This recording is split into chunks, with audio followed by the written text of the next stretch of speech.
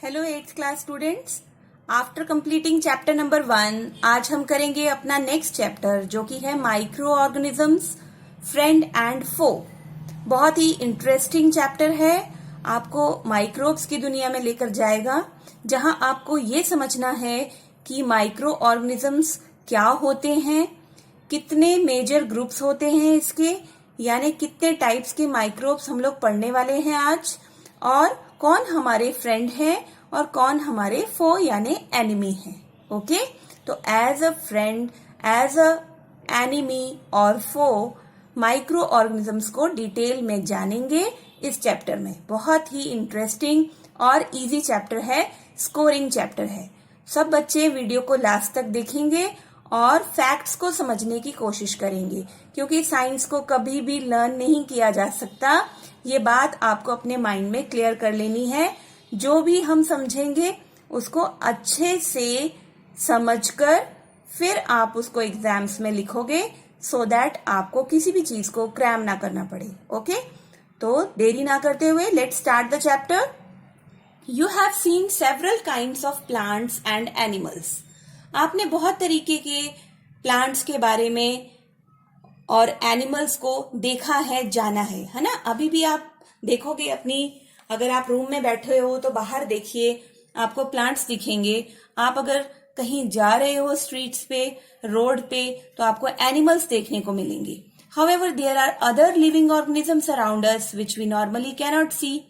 लेकिन in plants और animals को छोड़ के और भी लिविंग थिंग्स हैं हमारे आसपास जिनको हम नॉर्मली देख नहीं पाते।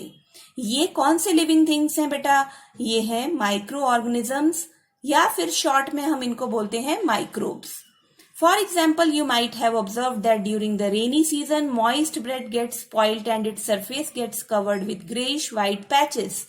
आपके घरों में आपने ब्रेड देखी होगी, स्पेशली रेनी सीजन में, जिसके ऊपर व्हाइट कलर का, ठीक है, ग्रेइश व्हाइट कलर का पैचेस आपको नजर आते हैं। Observe these patches through a magnifying glass. आप एक मैग्नीफाइंग ग्लास के थ्रू उन पैचेस को ऑब्जर्व कर सकते हो, तो आप देखोगे क्या? You will see tiny black rounded structure. छोटे छोटे से ब्लैक राउंडेड स्ट्रक्चर्स आपको दिखेंगे जब आप मैग्नीफाइंग ग्लास से देखोगे। बेटा, मैग्नीफाइंग ग्लास होता है जो चीजों को बड़ा करके दिखाता है आपको। Okay, do you know what these structures are? ये स्ट्रक्चर्स क्या हैं? बेटा, ये है माइक्रोब्स, जिनके बारे में हम इस चैप्टर में पढ़ेंगे। नेक्स्ट देखिए, माइक्रो ऑर्गेनिजम्स। माइक्रो ऑर्गेनिजम्स में एक्टिविटी दे रखी है आपको 2.1। Collect some moist soil from the field in a beaker and add water to it. आपने गीली मिट्टी लेनी है। मॉइस्ट सॉइल क्या? जिसमें मॉइस्चर है, ठीक है, थोड़ी सी गीली मिट्टी आपने लेनी है। उसको आपने एक बीकर में डालना है जिसमें आपने वाटर ऐड करना है।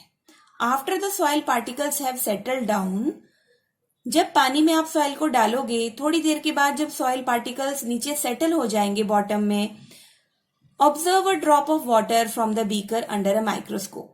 ठीक है, सॉइल पार्टिकल्स को आप नीचे सेटल होने दीजिए। जैसे मान लो ये आपने बीकर लिया, ठीक है, इसमें आपने पानी लिया, कुछ सॉइल डाली आपने, वो सॉइल पार्टिकल्स नीचे जैसे सेटल हो जाएंगे तो ऊपर का जो वाटर है उसका आपने एक सैंपल लेना है, 1 ड्रॉप लेनी है। उस ड्रॉप को आप माइक्रोस्कोप के नीचे देखोगे।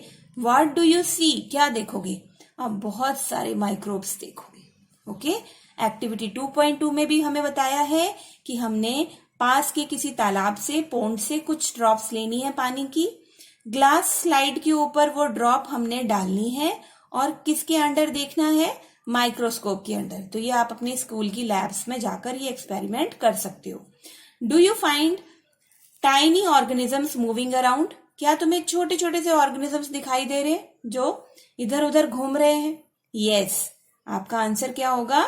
यस, आप जब माइक्रोस्कोप के नीचे देखोगे तो आपको एक्टिविटी 2.1 में जो मॉइस्ट सॉइल ली थी आपने वाटर में, और एक्टिविटी 2.2 में जो आपने पोंड वाटर लिया था, उसकी ड्रॉप ली थी ग्लास स्लाइड पर, दोनों ही केसेस में माइक्रोस्कोप के अंडर आपको बहुत सारे टाइनी ऑर्गेनिजम्स मूव करते हुए दिखाई देंगे। ओके बेटा, आइए नेक्स्ट रो में देखते हैं क्या लिखा है। These observations show that water and soil are fully full of tiny organisms, यानी जो वाटर हमने लिया, सॉइल ली, उनमें बहुत सारे छोटे छोटे ऑर्गेनिजम्स हैं. दो not all of them fall into the category of microbes. जो हमें दिखाई दे रहे ना बेटा, अब यहां समझने वाली बात है, जो हमें टाइनी ऑर्गेनिजम्स दिखाई दे रहे हैं, ठीक है, बिना माइक्रोस्कोप के, वो तो माइक्रो नहीं है. लेकिन जो माइक्रोब बिल्कुल छोटे हैं साइज में, जिनको हम अपनी अनएडेड यानी किसी का सहारा ना लेते हुए, किसी स्पेक्स का या मैग्नीफाइंग ग्लास का सहारा ना लेते हुए, हमारी आंखों से जो नहीं दिखाई देते, उन्हें हम माइक्रो ऑर्गेनिजम्स कहते हैं, उन्हें हम माइक्रोब्स कहते हैं. Some of these such as the fungus that grows on bread. जैसे ब्रेड की बात की तो white patches, greyish white patches किसके थे? वो फंगस के थे. They can be seen with magnifying glass, से वो देखे जा सकते थे. Others cannot be seen without the help of microscope. अब ये फंगस तो हमें दिख गई मैग्नीफाइंग ग्लास से, लेकिन बाकी के माइक्रोब्स हमें बिना माइक्रोस्कोप के नहीं दिखाई देंगे. That is why these are called microorganism. Microscope से हमने माइक्रो वर्ड ले लिया और ऑर्गेनिज्म साथ में लगा दिया, माइक्रोब्स बन गए ये. ओके, तो ऐसे ऑर्गेनिजम्स को हम, जो सिर्फ माइक्रोस्कोप से दिखाई दें बच्चे, उसको हम बोलेंगे माइक्रो ऑर्गेनिजम्स और माइक्रोब्स. क्लियर? अब आगे ये क्वेश्चन है आपका, माइक्रो ऑर्गेनिज्म को हम कितने मेजर ग्रुप्स में क्लासिफाई कर सकते हैं, डिवाइड कर सकते हैं. तो जैसे जैसे इनके देखने का अपीयरेंस है, फंक्शन है ना, वैसे हम इनको अलग अलग कैटेगरीज में, ग्रुप्स में क्लासिफाई करते हैं. जैसे एक ग्रुप आ गया हमारे पास जिसको हम कहते हैं बैक्टीरिया, दूसरा फंजाई जो फंगस ग्रुप है, protozoa and some algae. Okay, some of these common microorganisms are shown in figure 2.1 and 2.4. जो पीछे आपके ये डायग्राम्स हैं, यहां पर हम ये कुछ माइक्रोब्स को भी देखेंगे. Okay, now viruses are also microscopic but are different from other microorganisms. ये जो वायरसेस, जहां पे हमने यहाँ 4 मेजर ग्रुप का नाम लिया ना, एक्चुअली ये 5 हैं. 5th वन कौन सा है? वायरसेस है. ठीक है, लेकिन वायरसेस को हमने यहाँ क्यों नहीं लिखा? सोचने वाली बात है. अब आइए मैं आपको इसका जवाब देती हूँ. वायरसेस थोड़े से अलग हैं बेटा दूसरे माइक्रो ऑर्गेनिज्म से, है ना. वो केवल जो लिविंग चीजें हैं ना, उनके अंदर रहता है, यानी उसको होस्ट चाहिए. ठीक है, होस्ट चाहे वो बैक्टीरिया हो, कोई प्लांट हो, कोई एनिमल हो, उसकी बॉडी में जाकर ही रिप्रोड्यूस होता है. ठीक है, they however reproduce only inside the cells of host organism.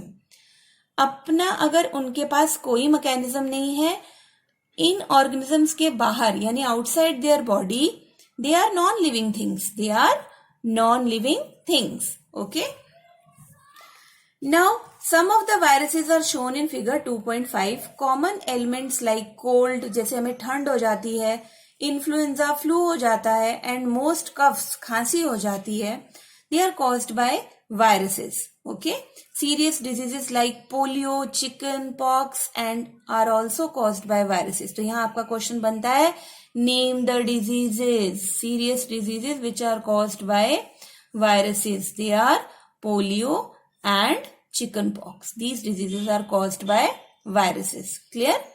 Now next is diseases like dysentery and malaria. They are caused by protozoa. Very important. The disease caused by protozoa. Protozoa is the other group of microbes.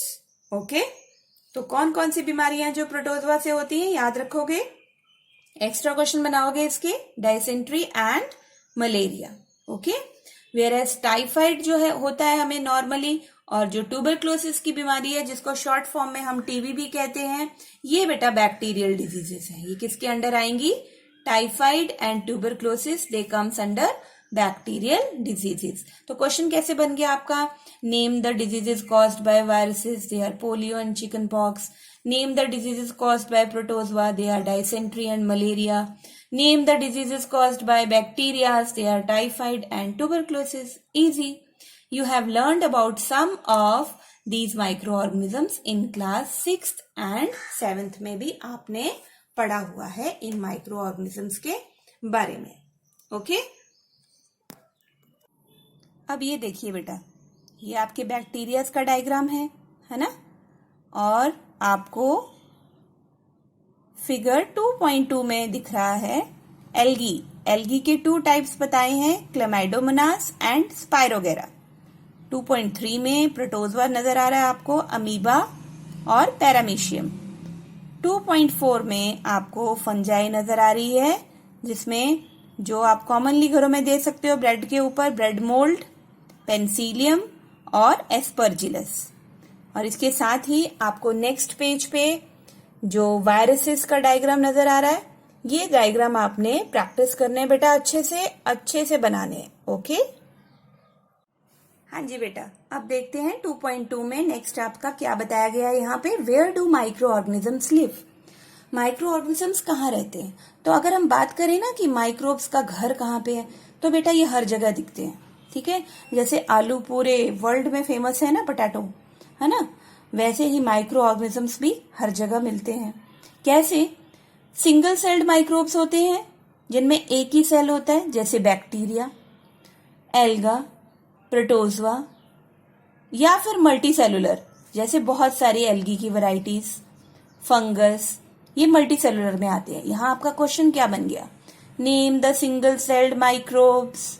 Answer is bacteria, some alga and protozoa. ये किस में आएंगे? Single celled microbes में। Clear? Name the multicellular microbes. Many alga यानी बहुत सारी alga की दूसरी varieties, and fungus. Okay, they are multicellular, जो आपने ब्रेड के ऊपर देखा था, bread mould. They live in all types of environment. आ गई ना वही बात, they live in all types of environment, ranging from ice cold, polar region है वहां पर भी है, हॉट स्प्रिंग्स में भी है, डेजर्ट्स में भी है, मार्शी लैंड्स में भी है। Okay, they are also found inside the bodies of animals. Very interesting, including humans, हम लोगों को भी नहीं छोड़ा उन्होंने। Some microorganisms grow on other organisms while others exist freely. कुछ माइक्रोऑर्गेनिजम्स दूसरे ऑर्गेनिजम्स में रहते हैं और कुछ जो है फ्री इन्वायरमेंट में रहना पसंद करते हैं। Okay, next is 2.3 microorganisms and us, यानी हमारा उनके साथ क्या रिश्ता है भाई। Microorganism play an important role in our lives.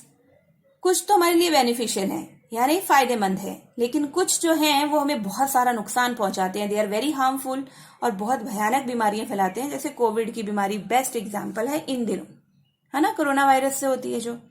Let us study about them in detail. आइए उसके बारे में हम डिटेल में पढ़ें। तो यहां पर हम पढ़ेंगे फ्रेंडली माइक्रो ऑर्गेनिजम्स। कौन से हैं जो फ्रेंडली माइक्रो ऑर्गेनिजम्स हैं हमारे लिए?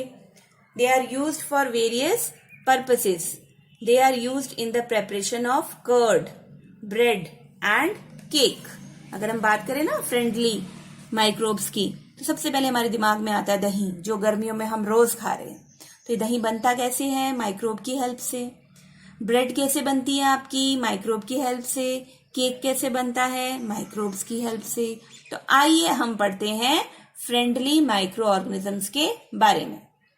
तो ये जो हमारा प्रेपरेशन ऑफ कर्ड है, bread, cake, then production of alcohol, जो इतने सालों से बनती आ रही है, जिसको पीकर झूमे जा रहे हैं सभी लोग, है ना, किसकी देन है भाई? माइक्रो ऑर्गेनिजम्स की। They are also used in cleaning up of the environment, को भी क्लीन करते हैं माइक्रोब्स। फॉर एग्जाम्पल, जो आपके घर में गीला कूड़ा आता है ना, एमसी से गाड़ी क्या बोलती है? गीला कचरा अलग रखें। वो गीला क्या है? Vegetable peels, remains of animals, faces. अब ये यहाँ पे काउ डंग वगैरह आ जाएगा आपका, है ना। Then broken down into harmless and usable substances by bacteria.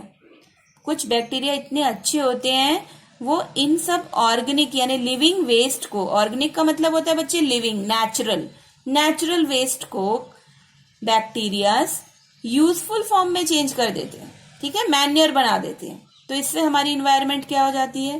Clean हो जाती है। ठीक है, in this way they are doing the cleaning up of the environment. Very important question. Now recall that bacteria are also used in the preparation of medicines. याद करो कि medicines बनाने में भी हम लोग माइक्रोब्स को यूज करते हैं। अगर एग्रीकल्चर की बात करें तो वहां पे राइजोबियम बैक्टीरिया को याद कर लेना बेटा, जो नाइट्रोजन को फिक्स करता है। तो राइजोबियम बैक्टीरिया नाइट्रोजन को फिक्स करता है, सॉइल में मिलाता है और नाइट्रोजन जो है सॉइल को फर्टाइल बनाती है, क्योंकि नाइट्रोजन सॉइल का खाना है। इससे सॉइल फर्टाइल बनती है। ओके, तो देखा आपने माइक्रोब्स फ्रेंड्स की तरह किस तरह बिहेव कर रहे हैं। Making curd and bread. अब आपने 7th क्लास में पढ़ा कि दूध से हम बनाते हैं कर्ड, ठीक है, और एक बैक्टीरिया बनाता है। वहां पे हमें बैक्टीरिया का नाम नहीं बताया था, लेकिन 8th क्लास में आपको नाम भी बताएंगे। पहेली जी कह रही है, I saw my mother added a little curd to warm milk to set curd for the next day, I wonder why. मेरी मम्मी जो है ना हल्का गर्म दूध लेती हैं और उसमें थोड़ा सा दही डालती हैं और नेक्स्ट डे वो दही बन जाता है। मुझे बड़ी हैरानी होती है। आप बच्चों को भी होनी चाहिए, नहीं होती तो होनी चाहिए भाई। जिसको हैरानी होगी वही साइंस को अच्छे से समझ पाएगा। जिसको कोई हैरानी नहीं होगी, कोई फर्क ही नहीं पड़ेगा, तो उसको साइंस कहाँ से समझ में आएगी। Science is a game of what, why, when, how. Okay, curd contain several microorganisms. Curd में बहुत सारे माइक्रो ऑर्गेनिजम्स होते हैं। देखने से तो ऐसा लगता है ना शुद्ध शाकाहारी भोजन है ये, लेकिन भाई समझ जाओ शाकाहारी नहीं है। यहाँ पे माइक्रोब्स हैं जिनको आप बड़े मजे से टेस्ट कर करके खा रहे हो। ऑफ दीज कौन सा बैक्टीरिया ये हमारा फ्रेंड है भाई, क्योंकि दही तो हमें बहुत फायदे देता है ना, सोर्स ऑफ विटामिन सी, बहुत सारा कैल्शियम है इसमें। लैक्टोबैसिलस बैक्टीरिया है। बैक्टीरिया का नाम क्या है? लैक्टोबैसिलस। ये प्रमोट करता है फॉर्मेशन ऑफ कर्ड। जो दूध के अंदर, मिल्क के अंदर होता है एक एसिड, उसका नाम है लैक्टिक एसिड बच्चों। ये लैक्टिक एसिड बैक्टीरिया इसको चेंज कर देता है। लैक्टोबैसिलस हमने उसका नाम डाल दिया क्योंकि ये लैक्टिक एसिड को चेंज करने वाला है। ठीक है, लैक्टिक एसिड को बनाने वाला ये लैक्टोबैसिलस बैक्टीरिया। तो हमारा दही बन जाता है। ठीक है, दही बन जाता है। It multiplies in milk and converts it into curd. Bacteria are also involve in the making of cheese, pickles and many other food items. जो ये हमारे चीज है ना, जो हमारे पिकल्स हैं, अचार, और भी बहुत सारी फूड आइटम्स को बनाता है bacteria. An important ingredient of rava sooji idli, yummy, मेरी फेवरेट है भाई, एंड भटूरास, उसमें कर्ड मिक्स किया जाता है। ठीक है, क्यों किया जाता है? क्योंकि हमें चाहिए बैक्टीरिया लैक्टोबैसिलस जो फर्मेंटेशन में हमारी हेल्प करेगा। Can you guess why?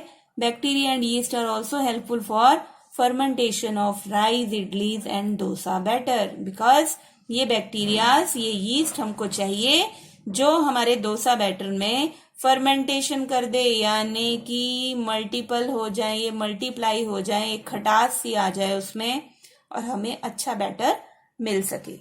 Clear?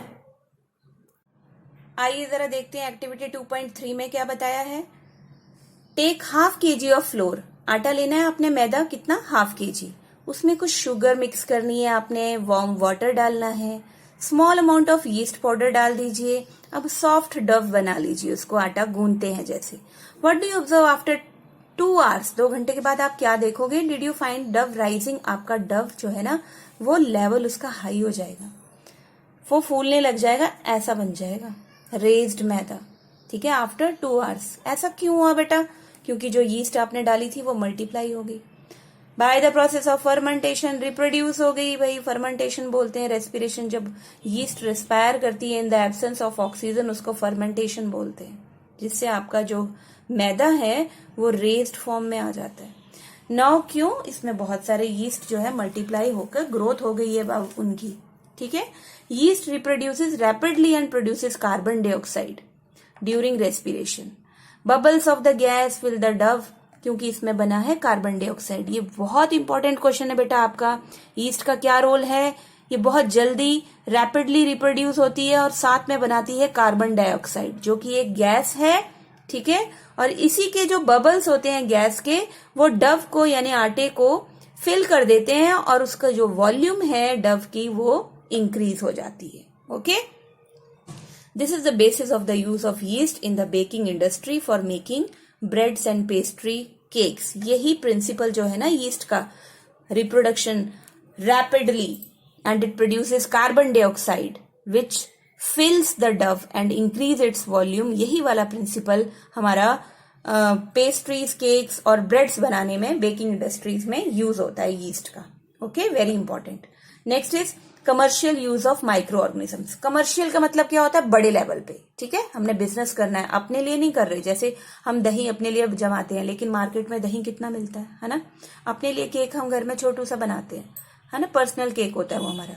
लेकिन जो मार्केट में केक्स इतने सारे मिल रहे हैं वो क्या है? कमर्शियल. ओके, तो कमर्शियल यूज क्या है माइक्रो ऑर्गेनिजम्स का? Microorganisms are used for मैंने कहा ना कमर्शियल है तो लार्ज स्केल के लिए, प्रोडक्शन के लिए यूज होंगे माइक्रो ऑर्गेनिजम्स. तो भाई अल्कोहल, शराब बनती है, wine and acetic acid, vinegar बोलते हो आप, सिरका जिसको, वो बनता है लार्ज स्केल पर. तो कमर्शियल यूज में आप ये लिखोगे एग्जाम में. Okay, yeast is used for commercial production of alcohol and wine. For this purpose yeast is grown on natural sugars present in, जो natural sugar grains में जैसे barley, wheat, rice, crushed fruit juices में, है ना, edible है जो, वहां पर हम yeast को यहाँ पे ग्रो करते हैं इनके ऊपर और फिर बनाते हैं धड़ल्ले से क्या? Alcohol and wine for commercial use. Now activity 2.4, take 500 ml beaker. 500 ml beaker लेना है आपने. ठीक है, अब क्या करना है इसमें 3/4 पानी डालना है आपने. 2-3 टीस्पून शुगर के डाल देने हैं आपने. ठीक है, चीनी डाल दी. 500 ml पानी ले लिया. ठीक है, बीकर में, सॉरी 500 ml का बीकर लिया, उसको 3/4 यानी क्वार्टर भर दिया हमने उसको. थोड़ा सा कम, पूरे से थोड़ा सा कम भर दिया, 75% भर दिया हमने उसको पानी से. अब उसमें 2-3 स्पून हम चीनी के डाल रहे हैं. ठीक है, आइए देखते हैं नेक्स्ट क्या करना है. नेक्स्ट बेटा हमने उसमें यीस्ट पाउडर ऐड कर दिया. ठीक है, यीस्ट पाउडर ऐड करने के बाद हमने उसको कवर कर दिया और किसी गर्म जगह पे रख दिया 4-5 आवर्स के लिए. अब उसको आप स्मेल करोगे ना, this is the smell of alcohol. आपको एल्कोहल की स्मेल आएगी. क्यों बेटा? क्योंकि जो आपकी शुगर है ना वो कन्वर्ट हो गई है एल्कोहल में बाय यीस्ट. क्योंकि फर्मेंटेशन हो गई शुगर की, वो किस में कन्वर्ट हो गई? एल्कोहल में. This process of conversion of sugar into alcohol is known as fermentation. What is fermentation? ये जो प्रोसेस हुआ है ना जिसमें आपकी शुगर कन्वर्ट हुई है अल्कोहल में, this is known as fermentation. अब ये लुईस पैस्चर जी कौन थे भाई? इन्होंने ही तो फर्मेंटेशन 1857 में सबसे पहले डिस्कवर की थी, याद कर लीजिए. Medicinal use of micro organisms की बात करेंगे. भाई मेडिसिन, हमारी मेडिसिन के बिना तो लाइफ चलती नहीं है. हर घर में मेडिसिन है, चाहे खाने को रोटी नहीं है लेकिन मेडिसिन जरूर होंगी. Medicinal use of micro organisms. देखिए माइक्रो ऑर्गेनिज्म किस तरह से मेडिसिन में धमाल मचा रहे हैं, है ना फ्रेंड्स हमारे. Whenever you fall ill the doctor may give you some antibiotic tablets पकड़ा देते हैं, इंजेक्शन लगा देते हैं जैसे पेनिसिलिन का. इनका सोर्स क्या है? ठीक है, इनका एंटीबायोटिक्स का और जो पेनिसिलिन का इंजेक्शन लगाया है इनका सोर्स है भाई हमारे माइक्रो ऑर्गेनिजम्स, जो हमारे बड़े अच्छे फ्रेंड हैं. दीज मेडिसिन किल, और अब इनसे जो मेडिसिन बनी है ये डिजीज कॉजिंग माइक्रोब्स, जो हमारे दुश्मन है ना उनको मार देते हैं, किल कर देते हैं या उनकी ग्रोथ को रोक देते हैं. ऐसी हमारी फ्रेंड्स जो है मेडिसिन जो है उनको हम बोलते हैं एंटीबायोटिक्स. ओके, पूरा कोर्स करना पड़ेगा 5 डेज का, डॉक्टर कहता है ना, बीमारी से अगर आपको छुटकारा चाहिए. एक्चुअली एंटीबॉडीज करते क्या है? माइक्रो ऑर्गेनिज्म से बने हैं, इनको हम खाते हैं और ये डिजीज कॉजिंग माइक्रोब्स को या तो खत्म कर देते हैं या उनकी ग्रोथ को स्टॉप कर देते हैं. Very easy. These days a number of antibiotics are being produced from bacteria and fungi, जैसे स्ट्रेप्टोमाइसिन, टेट्रासाइक्लिन एंड एरिथ्रोमाइसिन. ये दवाइयों के नाम है एंटीबायोटिक्स के, जिनको आपको याद करना है 8th क्लास में, एग्जाम्पल देने हैं आपने. ठीक है, कि medicinal use of micro organisms में क्या एग्जाम्पल दोगे? यही दोगे. 1929 में अलेक्जेंडर फ्लेमिंग महान साइंटिस्ट हैं. इन्होंने काम किया एक बैक्टीरिया के ऊपर और क्या पता लगाया कि जो छोटे छोटे स्पोर्स है ना ग्रीन मोल्ड के, भाई उसने ये ऑब्जर्व किया कि ये हमें जो प्रेजेंस ऑफ मोल्ड है ये हमें बचा रही है ग्रोथ ऑफ बैक्टीरिया से. ठीक है, या फिर ये मार रही है ऐसे बैक्टीरिया को. और इस तरह से अलेक्जेंडर फ्लेमिंग ने एक बड़ी अच्छी जो मेडिसिन है पेनिसिलिन वो प्रिपेयर कर ली. अब जब पेनिसिलिन का इंजेक्शन लगता है ना तो जो डिजीज कॉजिंग बैक्टीरिया है ना, उनको हम खत्म कर सकते हैं, उनको हम प्रिवेंट कर सकते हैं, उनकी ग्रोथ को रोक सकते हैं। क्लियर? हाँ जी बेटा। कॉमनली नोन एंटीबायोटिक्स कौन सी हैं हमारी? जैसे पीछे पढ़ा हमने, स्ट्रेप्टोमाइसिन, टेट्रासाइक्लिन, एरिथ्रोमाइसिन, है ना। They are known as what? Antibiotics बोलते हैं, which are made from fungi and bacteria. The antibiotics are manufactured by growing specific microorganisms and are used to cure a variety of diseases. बहुत सारी diseases हैं जो हम antibiotics के through, जो micro organism से बनी हैं, उनसे हम उनको ठीक कर सकते हैं. We can cure a variety of diseases. Clear? Now antibiotics are even mixed with the feed of livestock and poultry to check microbial infection in animals. वही एनिमल्स की भी इन्फेक्शन को हम चेक करने के लिए इन्हें यूज कर सकते हैं. They are also use to control many plant diseases को कंट्रोल करने के लिए भी हम उन्हें यूज कर सकते हैं. Now it is important to remember that antibiotics should be taken only on the advice of qualified doctor की advice पर ही लें. Also you must complete the course of prescribed by the doctor. If you take antibiotics when not needed, अगर लेते रहोगे wrong doses उसकी, it may make the drug less effective. उसका असर आपकी बॉडी पर नहीं होगा फ्यूचर में. ऑल्सो एंटीबायोटिक्स टेकन अननेसेसरी अगर आप लोगे तो ये बैक्टीरिया, अच्छे वाले बैक्टीरिया, बेनिफिशियल, जो हमारे दोस्त है ना बैक्टीरिया, डाइजेशन में हमें हेल्प करते हैं, उनको भी मार देंगे. इसलिए antibiotics however are not effective against cold and flu as these are caused by viruses. ये भी बहुत इंपॉर्टेंट लाइन है कि एंटीबायोटिक्स वायरसेस जो क्रिएट करते हैं ना प्रॉब्लम हमारी बॉडी में, चाहे वो कोल्ड है, फ्लू है, अगर वो वायरसेस की वजह से है ना, तो एंटीबायोटिक का कोई इफेक्ट नहीं होता. तो ये मैं आपको समझा देती हूँ भाई, ऐसा क्यों नहीं होता, क्योंकि वायरसेस का अपना मैकेनिज्म नहीं होता, ये बॉडी का मैकेनिज्म यूज करते हैं. तो इनका पाथवे रोकने को, इनको आइडेंटिफाई नहीं कर पाते इनके पाथवे को एंटीबायोटिक्स, इसलिए वो इन पर इफेक्टिव नहीं है. Okay, next is vaccine. Vaccine की जब हम बात करेंगे तो पहेली जी ने बड़ा अच्छा क्वेश्चन पूछा है. Why are children infants given vaccination? छोटे छोटे बच्चों को क्यों वैक्सीनेशन दी जाती है भाई? बड़ों को क्यों नहीं दी जाती? छोटों को ज्यादा क्यों दी जाती है? When a disease carrying microbe enters our body, बेटा समझो ध्यान से कि बीमारी फैलाने वाला माइक्रोब जब हमारी बॉडी में एंटर करता है, द बॉडी प्रोड्यूसेस एंटीबॉडीज. ठीक है, बॉडी में से एंटीबॉडीज बनना शुरू हो जाती है टू फाइट द इन्वेडर, ताकि वो इस माइक्रोब से लड़ाई कर सके, फाइटिंग कर सके. The body also remembers how to fight the microbe if it enters again. और बॉडी को ये ना याद हो जाता है कि दोबारा भी आया ना वो माइक्रोब, तो हम उसको एंट्री नहीं देंगे, अब हम पहचान गए हैं उसको. If dead or weakened microbes are introduced into a healthy body, जैसे अभी कोवैक्सीन में हमारी बॉडी में वीक कोरोना वायरस डाल दिया था, है ना, अगर ऐसा होता है, the body fights and kills the invading bacteria को मार देती है और बदले में बहुत सारी अच्छी वाली एंटीबॉडीज हमारी बॉडी में बना देती है, ताकि इन फ्यूचर अगर वो भूले भटके भी माइक्रोब हमारे पास आए ना, तो उसको अंदर एंट्री नहीं होने देंगी एंटीबॉडीज. इसीलिए वैक्सीन लगवा रहे हैं आजकल सारे, है ना, यही कारण है. वैक्सीन लगवाओ और अपने आप को बीमारियों से दूर रखो. The antibodies remain in the body and we are protected. हम बच जाते हैं क्योंकि एंटीबॉडीज हमारी बॉडी में रहती है ना. तो from the disease causing microbes for ever, this is how a vaccine works. Several diseases including cholera, TB, smallpox, hepatitis can be prevented by vaccination. Clear? अभी महान साइंटिस्ट हैं एडवर्ड जेनर, इन्होंने डिस्कवर की थी वैक्सीन स्मॉल पॉक्स की जो बीमारी, 1798 में इन्होंने ये वैक्सीन डिस्कवर की थी स्मॉल पॉक्स के लिए. क्या नाम था इनका? Edward Jenner. ठीक है, आपने बचपन में सुना होगा. एक लिस्ट बनाओ आपको जितने इंजेक्शंस लगे हैं ना कॉपी में, उसको मैंने तो बच्चों को ये प्रोजेक्ट दिया है अपनी क्लास में, वो सारे बच्चे अपने जो बचपन का कार्ड है ना हॉस्पिटल का, जिसमें BCG, DPT का इंजेक्शन लगा है, उसकी फोटोकॉपी लगाई है और उनके फुल फॉर्म लिखे हैं BCG और DPT के. जैसे डिप्थीरिया, पोर्टुगेसिस, टेटनस, DPT का फुल फॉर्म है, वैसे आप लोग भी करो, आपका GK इंक्रीज होगा. It is essential to protect all children against these diseases. सब बच्चों को इन बीमारियों से बचाना जरूरी है. नेसेसरी वैक्सीन हम बच्चों को दें, जरूरी दें नियर बाय हॉस्पिटल से.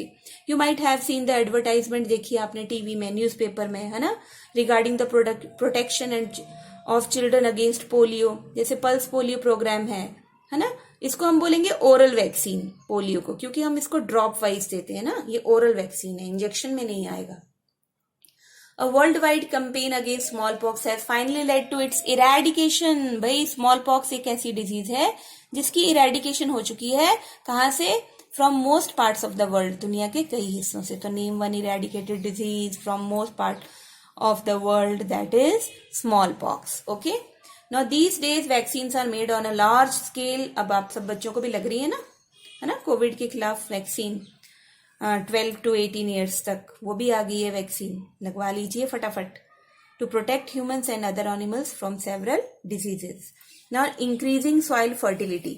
इंक्रीजिंग सॉइल फर्टिलिटी में सम बैक्टीरिया, कुछ बैक्टीरिया है, they are able to fix nitrogen from the atmosphere, जैसे राइजोबियम है, to enrich soil with nitrogen and increase its fertility. ऐसे माइक्रोब्स को हम बोलेंगे biological nitrogen fixers. Okay, biological nitrogen fixers बोलेंगे। अब ये देखिए बेटा, यहाँ पे फिगर 2.7 में द नाइट्रोजन फिक्सिंग साइनोबैक्टीरिया और ब्लू ग्रीन एल्गा है ना। साइनोबैक्टीरिया और ब्लू ग्रीन एल्गा जो है ये नाइट्रोजन को फिक्स कर रहे हैं। ये दोनों ही एग्जाम्पल आपने लर्न कर लेने। Clear? Cleaning the environment. Environment को कैसे क्लीन किया जा सकता है, जैसे मैंने पहले भी बताया, कुछ जो हमारे बैक्टीरियाज हैं वो वेजिटेबल प्लांट वेस्ट, फ्रूट्स को जो नियर बाय हाउसेस गार्डन्स में वेस्ट है उनको अगर हम पिट बना के उसमें डाल देना वेस्ट में, तो कुछ बैक्टीरिया जो है वो उनको डिकम्पोज कर देंगे, यानी ब्रेक डाउन कर देंगे और हमें यूजफुल मैन्योर, खाद, ऑर्गेनिक मैन्योर देंगे। Okay, Boojho and Paheli wanted to know how this had happened, तो उन्होंने ये एक्टिविटी की। आप लोग भी कर सकते हो। 2.5 टेक 2 पॉट्स लेने आपने, उनको हाफ सॉइल से भरो, ए बी नाम दो। ए में आपने वेस्ट डालना है, ऑर्गेनिक वेस्ट, ठीक है, और बी में आपने दूसरा मटेरियल डालना है, जैसे polythene bag, empty glass bottles, broken plastic toys in pot B. दोनों को आप एक साइड कर दो।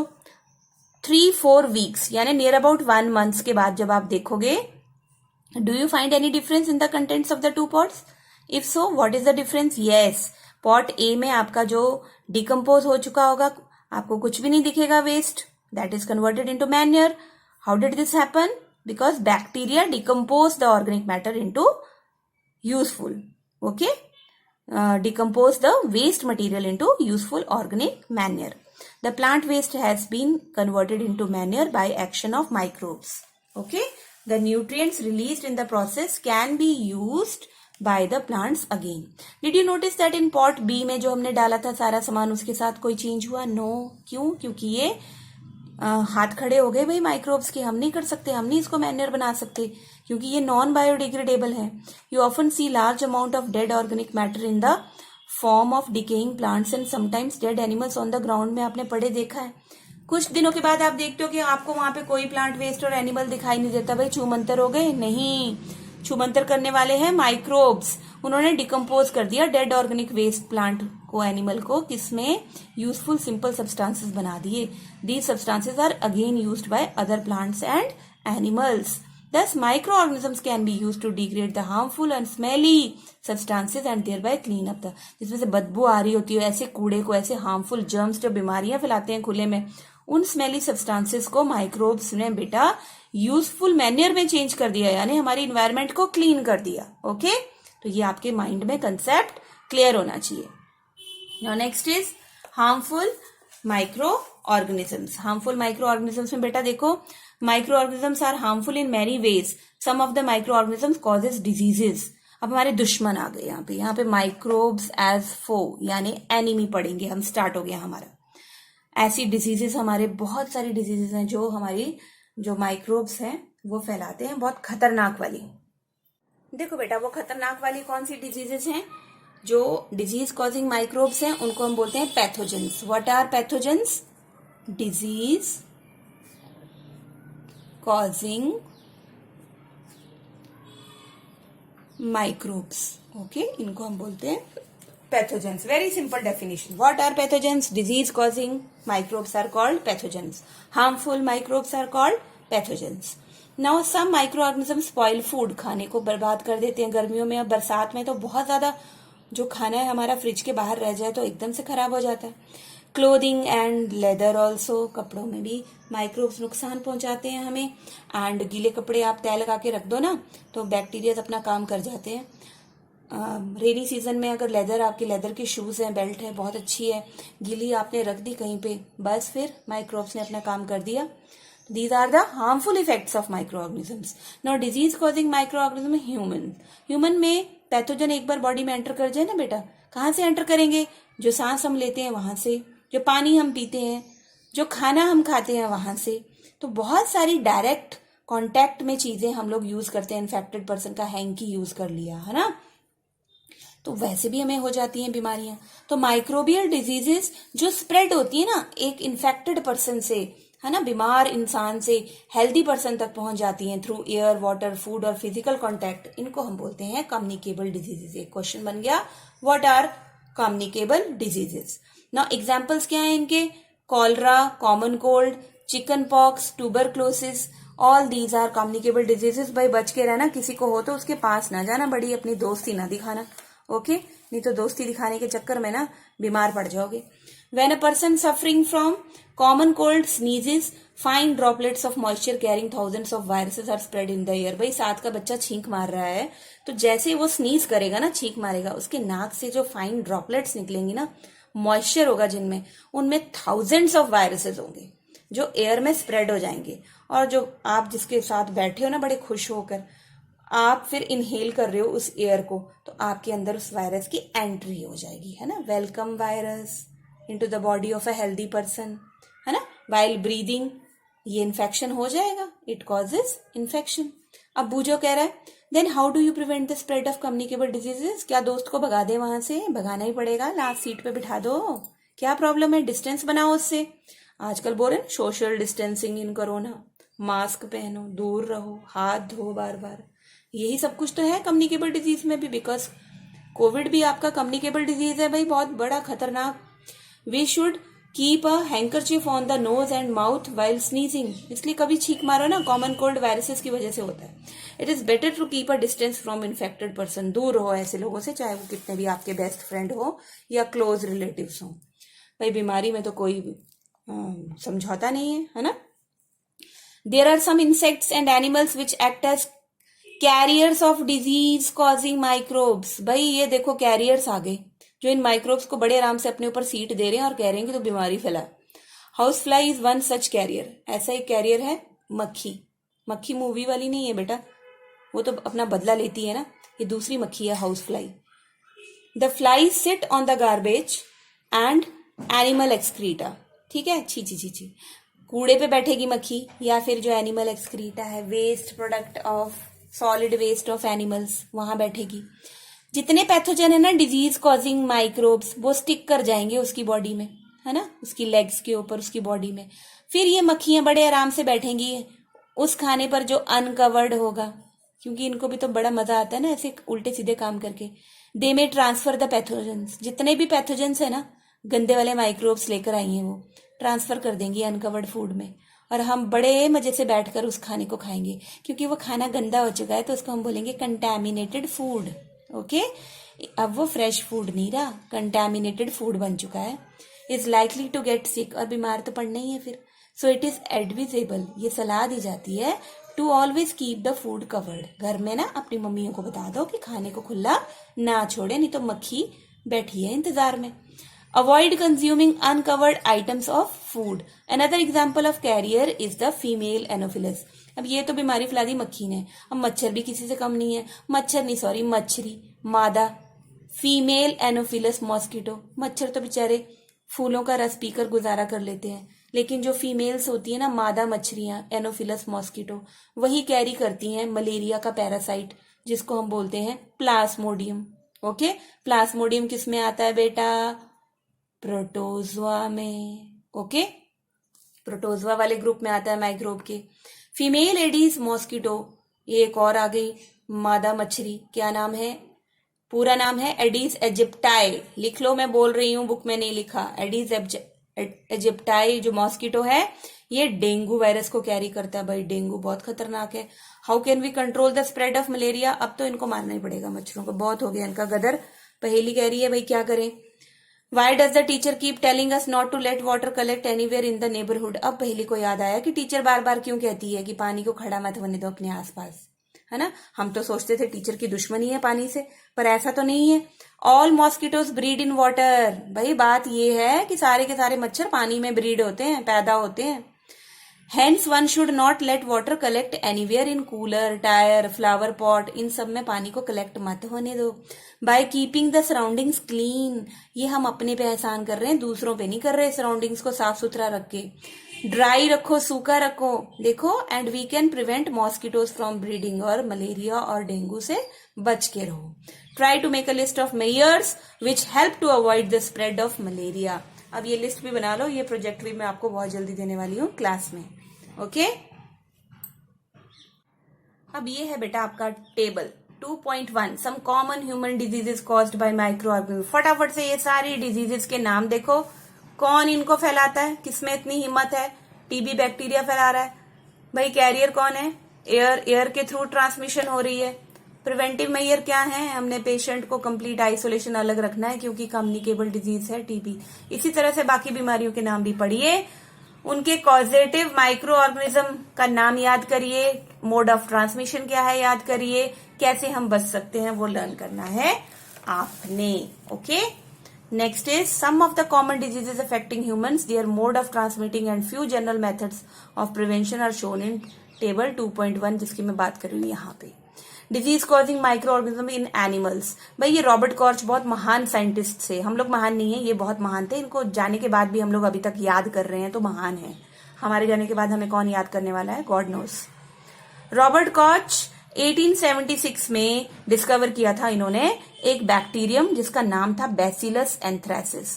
भाई ये बहुत भयानक बीमारी कॉज करता था एनिमल्स में, जिसको हम कहते हैं anthrax disease. Okay In other animals, for example, anthrax is a dangerous human and cattle disease caused by a bacterium.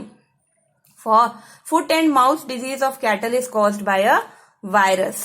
Now, disease causing microorganism in plants. जो plants में disease causing microorganisms हैं उनके बारे में भी जान ले तो बहुत अच्छा रहेगा। Several microorganisms cause diseases in plants like wheat है, rice है, potato है, sugar cane है, orange है, apple है। अब आपका काम क्या है, इनकी बीमारियों को फाइंड आउट करना, और कॉजल एजेंट कौन सा वायरस, उसका नाम क्या है, कौन रिस्पॉन्सिबल है इसके लिए, वो फाइंड आउट करो आप। लिंक्ड स्टडी में आपके हेल्प आएगा, है ना। तो सी टेबल 2.2 नेक्स्ट पेज पे देखेंगे हम प्लांट्स की डिजीजेस के बारे में। हम कुछ प्लांट डिजीजेस के नाम हमें जैसे सिट्रस कैंकर दे रखा है साथ वाले पेज में, आइए वो पढ़ते हैं। यस बेटा, टेबल 2.2 देखिए, some common plant diseases caused by micro organisms. जैसे सिट्रस कैंकर, ये प्लांट में होने वाली बीमारी का नाम है बच्चे, और इसको कॉज करने वाला माइक्रो ऑर्गेनिज्म कौन सा है, बैक्टीरिया। ओके और मोड ऑफ ट्रांसमिशन क्या है इसका, एयर, यानी बैक्टीरिया कॉज करता है लेकिन किसके थ्रू जाता है, एयर के थ्रू जाता है प्लांट में। ओके और सिट्रस कैंकर की बीमारी हो जाती है। ये आपने जो आपका है ना नींबू, आप उसमें देख सकते हो उसको, ठीक है। Then rust of wheat, wheat यानी आपकी गेहूं जो है, ठीक है। इसमें इस प्लांट में जब हार्वेस्टिंग के पहले, जो क्रॉप प्रोडक्शन में हार्वेस्टिंग पड़ी ना, कटिंग ऑफ क्रॉप के पहले ये डिजीज आपको देखने को मिलेगी, रस्ट वाली, जो वीट को डैमेज कर देती है। इसका कॉजल जो माइक्रो ऑर्गेनिज्म है दैट इज फंजाई, जो एयर और सीड्स के थ्रू, एयर के थ्रू या फिर जो इन्फेक्टेड सीड्स हैं उनके थ्रू जो है मोड ऑफ ट्रांसमिशन इसका होता है, ठीक है। Then yellow vein mosaic of bhindi, जिसको ओकरा बोलते हैं, क्या बोलते हैं भिंडी को, ओकरा, ये वायरस की वजह से होता है। अब वायरस तो बहुत ही खतरनाक है भाई, ये तो बहुत ही ज्यादा खतरनाक है। और इसका मोड ऑफ ट्रांसमिशन क्या है, इंसेक्ट के थ्रू। अब देखो यहाँ पे आ गई ना बात, वायरस बॉडी के आउटसाइड क्या होता है, नॉन लिविंग, इसको लिविंग होस्ट चाहिए, लिविंग, है ना, लिविंग होस्ट चाहिए वायरस को, जो एक शिकार बनाता है ये इंसेक्ट को, और उसके थ्रू ना ये सारा काम कर जाता है भिंडी में। और कौन सी बीमारी करता है, येलो वेन मोसाइक ऑफ ओकरा, भिंडी। क्लियर, लर्न करना पड़ेगा आपको एग्जामिनेशन पॉइंट ऑफ व्यू से, समझाना मेरा फर्ज है, लर्न करना आपका काम है। ध्यान से सुनोगे तो लर्निंग में प्रॉब्लम नहीं होगी। Food poisoning, Bujo was invited by his friend to a party and he ate a variety of food stuff। खा लिया भाई, देखो पार्टियों में तो खूब खाते हैं बच्चे, क्या बड़े बूढ़े सब खाते हैं। On reaching home he started vomiting, शुरू हो गई, हॉस्पिटल ले गए भाई, डॉक्टर ने कह दिया कंडीशन बहुत खराब है क्योंकि इसको हो गई है food poisoning.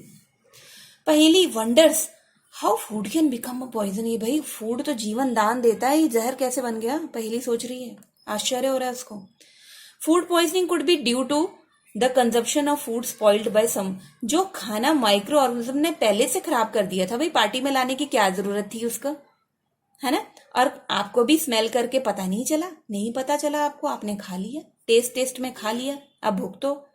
Micro organisms that grow on our food sometimes produce toxic substances, कई बार ना माइक्रोब्स टॉक्सिक सब्सटेंसेस, सारे लैक्टोबैसिलस की तरह शरीफ नहीं होते, है ना, जो दूध का दही बनाए, ठीक है।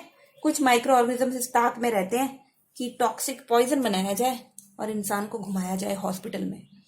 These make the food poisonous, causing serious illness and even death. भाई डेथ भी हो सकती है, बच के रहो फूड पॉइजनिंग से। So it is very important that we preserve food to prevent it from being spoiled.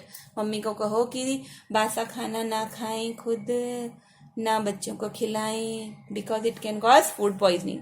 Food preservation का मतलब है खाने को कैसे बचाया जाए, जो इतना इंपॉर्टेंट है, लाइफ गिविंग मटेरियल है भाई। In chapter 1 we have learned about the methods used to preserve and store food grains. सबने पढ़ा, नहीं पढ़ा तो मेरी पिछली वीडियो देख लो। How do we preserve cooked food at home? घर में हम कैसे कुक्ड फूड को प्रिजर्व कर सकते हैं। You know that bread left, battery down हो गई भाई, काम चलाना पड़ेगा। Micro organisms spoil our food, micro organism हमारे खाने को स्पॉइल करते हैं, खत्म करते हैं। Spoil food emits bad smell and has a bad taste and changed colour भी चेंज कर देते हैं। स्पॉइलिंग फूड केमिकल रिएक्शन, बिल्कुल यस, केमिकल रिएक्शन है, न्यू सब्सटेंस बन रहा है, जहां न्यू सब्सटेंस बने वो केमिकल रिएक्शन है, वापस हम उसको ठीक नहीं कर सकते। Paheli bought some mangoes but she could not eat them for a few days, Paheli कुछ आम लेकर आई, कुछ दिनों तक खा नहीं पाई, बेचारी को टाइम नहीं लगा, हमें भी नहीं दिए उसने खाने को, पड़ोसियों को भी नहीं दिए। Later she found that they were spoiled and rotten, बाद में उसको पता चला भाई ये तो सड़ी गए, किसी के काम नहीं आए। But she knows that mango pickle her grandmother जो बनाती है आम का अचार, वो तो बहुत समय तक खराब नहीं होता। शी इज कंफ्यूज हो गई बेचारी। अब वो कंफ्यूज होगी, let us study the common methods of preserving food, सीख ले हम घर में कैसे प्रिजर्व करके रखना है। We have to save it from attack of micro organism, से बचा के रखना है भाई, वही टॉक्सिक सब्सटेंसेस प्रोड्यूस कर रहे हैं। केमिकल मेथड है इसका, salt, edible oil, commonly chemical हैं जो घरों में यूज होते हैं, खाने वाला ऑयल और सॉल्ट, जो माइक्रो ऑर्गेनिज्म की ग्रोथ को रोकता है, चेक करता है, इनको हम बोलते हैं preservatives. What are preservatives? Those chemicals which are used to check the growth of microorganisms. Now we add salt, acid, preservative, हम pickles में भी डालते हैं, है ना, बहुत सारा अचार में नमक भी होता है, तेल भी होता है, इसीलिए दादी माँ का बनाया हुआ अचार लंबे समय तक, सालों साल तक खराब नहीं होता, क्योंकि ये प्रिजर्वेटिव उसमें है। सोडियम बेंजोएट केमिकल है, सोडियम मेटाबाइसल्फाइड है, दे आर कॉमन प्रिजर्वेटिव्स, इनके नाम भी आप याद रखोगे। These are also used in jam, squashes में भी, ताकि वो खराब ना हो। ताकि प्रिजर्वेशन बाय कॉमन सॉल्ट, नमक से कैसे होती है भाई, फिश आपके घर में आती हो तो अगर मीट और फिश को प्रिजर्व करना है तो उसके ऊपर नमक लगा के ना, ड्राई सॉल्ट लगा के रख देते हैं ताकि बैक्टीरिया ग्रो ना करें। Salting is also use to preserve amla, raw mangoes and tamarind, इन सबको भी प्रिजर्व करने में हेल्प करती है। नाउ प्रिजर्वेशन बाय शुगर, चीनी से कैसे प्रिजर्वेशन करें, जैम, जेली, स्क्वैशेस, इनमें अगर हम शुगर मिला दें तो ये मॉइस्चर को खत्म कर देती हैं और बैक्टीरिया की ग्रोथ नहीं होती, खाने को बचा लेते हैं स्पॉइल होने से। Now preservation by oil and vinegar, oil और विनेगर से कैसे प्रिजर्वेशन होगी? Use of oil and vinegar prevent spoilage of pickles, because सिरका डाल दिया तो बैक्टीरिया उसमें नहीं रह सकता। Vegetable, fruits, fish and meat are often preserved by this method. Heat और कोल्ड ट्रीटमेंट, या तो उसे बॉईल करो दूध को अगर बचाना है, सब्जी को गर्म करो, या फिर उसको फ्रिज में रख दो, कोल्ड ट्रीटमेंट। दोनों ही केस में माइक्रोब्स की जो ग्रोथ है वो नहीं होगी। Similarly we keep our food in the refrigerator में रखते हैं ना भाई, कोल्ड एनवायरमेंट में, लो टेम्परेचर पे, जो ग्रोथ माइक्रोब्स की नहीं होने देते। अब बूजो जी कह रहे हैं, why does the milk that comes in packets not spoil, packet में जो मिल्क आता है वो क्यों नहीं खराब होता? बूजो का क्वेश्चन बड़ा इंटरेस्टिंग है। लोग तो सीधा मुंह लगा के पैकेट वाला दूध पी जाते हैं, भाई वो पैस्चराइज्ड होता है। अब ये कौन सा वर्ड आ गया, पैस्चराइज्ड? व्हाट इज पैस्चराइजेशन, समझना पड़ेगा क्योंकि बहुत इंपॉर्टेंट है। पैस्चराइज्ड मिल्क वो होता है बेटा जो बिना बॉईल किए हम पी सकते हैं, क्योंकि उसमें फ्री और हार्मफुल माइक्रोब्स नहीं होते। ऐसा दूध कैसा होता है, कैसा दूध होता है ये, इस मिल्क को हीट किया जाता है 70 डिग्री सेल्सियस से ऊपर, ठीक है, इससे कम नहीं, इससे अबव हीट किया जाता है। कितनी देर तक बेटा, 15 to 30 सेकेंड्स तक, यानी आधे मिनट तक इसको इस टेम्परेचर पे या इससे ज्यादा टेम्परेचर पर बॉईल किया जाता है, हीट किया जाता है। फिर उसको एकदम से अचानक से ठंडा कर दिया जाता है और स्टोर किया जाता है। ऐसा करने से ना उसमें माइक्रोब की ग्रोथ नहीं होती, और इसको डिस्कवर करने वाले साइंटिस्ट महान थे लुईस पैस्चर, और उन्हीं के नाम की देन है कि हम इसको, इस प्रोसेस को हम बोलते हैं pasteurisation. Now storage and packing, कैसे स्टोरेज करनी है, पैकिंग कैसे करनी है, देखो these days dry fruits and जो वेजिटेबल्स हैं वो मार्केट में एयर टाइट पैकेट्स में आते हैं, है ना, क्योंकि एयर में क्या होता है, मॉइस्चर, और मॉइस्चर फेवरेट चीज है माइक्रोब्स की। आगे हम पढ़ेंगे नाइट्रोजन फिक्सेशन, राइजोबियम बैक्टीरिया को 6th में भी पढ़ा था, 7th में भी, अब 8th में भी हमारा पीछा नहीं छोड़ रहा। लेगुमिनियस प्लांट्स यानी पल्सेस, जो प्रोटीन्स बनाते हैं प्लांट्स, उनकी रूट नोड्यूल्स में होता है ये, जैसे बीज, पीन्स, है ना, पीज, मटर आपके। सिम्बियोटिक रिलेशनशिप क्यों बोलते हैं, क्योंकि ये राइजोबियम को घर चाहिए तो वो ये दे देते हैं, और इनको चाहिए नाइट्रोजन जो ये फिक्स करके दे देता है। Sometimes nitrogen gets fixed through the action of lightning, बहुत इंपॉर्टेंट है, बिजली चमकती है ना, उसके एक्शन से भी नाइट्रोजन फिक्स हो जाती है सॉइल में। But you know that the amount of nitrogen in the atmosphere remains constant, क्योंकि एक साइकिल है जो नाइट्रोजन को कम नहीं होने देता, जिसको हम बोलते हैं nitrogen cycle. But you know that the amount of nitrogen in the atmosphere remains constant. Yes, we know. You may wonder how. Let us understand this in the next section, जहां हम पढ़ेंगे नाइट्रोजन साइकिल। ये देखिए बेटा, ये है आपका root of a leguminous plants, legumes हैं, रूट नोड्यूल्स बने हुए हैं जहां पे राइजोबियम बैक्टीरिया है जो नाइट्रोजन को फिक्स कर रहा है। नाइट्रोजन हम फ्री फॉर्म में नहीं ले सकते डायरेक्टली, ना प्लांट्स ले सकते हैं ना ह्यूमन बींग्स ले सकते हैं। प्लांट्स बेचारे प्रोटीन बनाते हैं और हम बड़े मजे से उन्हें खाते हैं। इस तरह से नाइट्रोजन हमारी बॉडी के अंदर जाता है। आइए पढ़ते हैं नाइट्रोजन का कंटेंट क्यों कांस्टेंट रहता है, क्योंकि नाइट्रोजन साइकिल है। हमारे एटमोस्फेयर में 78% नाइट्रोजन गैस है, ठीक है, सभी लिविंग ऑर्गेनिजम्स में पाई जाती है। Proteins, chlorophyll, nucleic acid, vitamin में नाइट्रोजन होता है। एटमोस्फेरिक जो नाइट्रोजन है बेटा, ये nitrogen can not be taken directly, नहीं ले सकते प्लांट्स भी नहीं, एनिमल्स भी नहीं। कुछ bacteria, rhizobium, blue green alga, ये जो है ना ये फिक्स करते हैं नाइट्रोजन को एटमोस्फेयर की। और एक बार जो नाइट्रोजन कन्वर्ट हो जाती है ना यूजेबल फॉर्म यानी नाइट्रेट्स में चेंज हो जाए तो इसको यूज कर सकते हैं प्लांट्स, और वो इससे प्रोटीन बनाते हैं, है ना। Nitrogen is then used for synthesis of plant proteins and other compounds. और एनिमल्स, हम प्लांट प्रोटीन्स को खाते हैं, बीन्स, पी, मटर आप खाते हो ना अच्छे से, दालें, पल्सेस, सारी दालें खाते हो, ये नाइट्रोजन कंपाउंड्स हैं। When plants and animals die, जब हमारी मृत्यु हो जाती है ना बच्चे, पौधों की और हमारी एनिमल्स की, तो जो बैक्टीरिया है, फंगस हैं सॉइल के अंदर, वो हमारे इसको कन्वर्ट कर देते हैं नाइट्रोजनस वेस्ट, जो मैन्योर की मैं बात करती हूँ, है ना, और प्लांट्स उसको सॉइल से फिर ले लेते हैं। तो आया ना वही क्वेश्चन कि कांस्टेंट क्यों रहता है रेशियो, जो उन्होंने बनाया, हमने खाया, निकाला और वापस सॉइल में मिक्स हुआ, और वही वो लोग एब्जॉर्ब कर रहे हैं further. Certain other bacteria convert some part of them to nitrogen gas which goes back into the atmosphere. As a result, the percentage of nitrogen in the atmosphere remains more or less constant. Very important question. How the percentage of nitrogen remains constant? Okay. This is your nitrogen cycle. Atmospheric nitrogen है ये, atmosphere में present है 78%. सबसे पहले lightning हुई, nitrates में change हुई, then soil में mix हो गई, compounds of nitrogen in the soil में आ गई यहाँ पे, ठीक है। फिर दूसरा क्या तरीका है, नाइट्रोजन फिक्सिंग बैक्टीरिया, राइजोबियम या फिर साइनोबैक्टीरिया ने इसको फिक्स कर लिया, नाइट्रेट्स में चेंज कर लिया, नाइट्रेट्स को चेंज करके मिट्टी में मिला दिया। आगे दोनों तरीकों से हमारे पास नाइट्रेट्स की फॉर्म में यानी यूजेबल फॉर्म में आ गई हमारे पास नाइट्रोजन। इसको प्लांट ने सॉइल के थ्रू एब्जॉर्ब कर लिया, प्रोटीन्स बना लिए, ये प्रोटीन्स एनिमल्स ने खा लिए, ठीक है।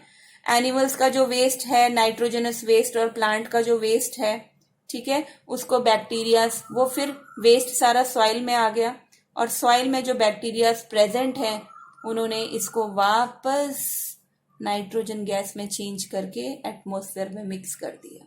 इनको बोलते हैं डीनाइट्रीफाइंग बैक्टीरियाज, ठीक है, जो नाइट्रेट्स को वापस नाइट्रोजन में कन्वर्ट कर दें। बेटा ये था आपका चैप्टर। आई होप मैंने पूरी कोशिश की है आपको हर एक चीज समझाने की। आई होप आपने भी बहुत इंजॉय किया इस चैप्टर को। प्लीज इस वीडियो को मैक्सिमम फॉरवर्ड करिए ताकि आप जैसे दूसरे बच्चों का भी भला हो। थैंक यू वेरी मच आपकी पेशेंस के लिए। Thank you so much.